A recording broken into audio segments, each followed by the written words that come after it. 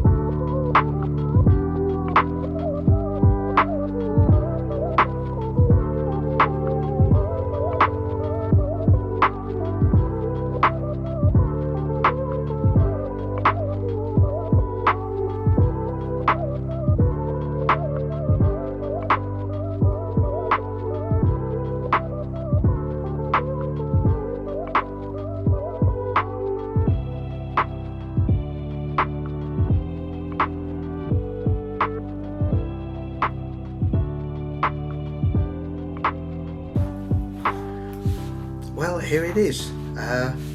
Tripod, all C&I, double hands, two-handed, got another hand, battered beyond recognition.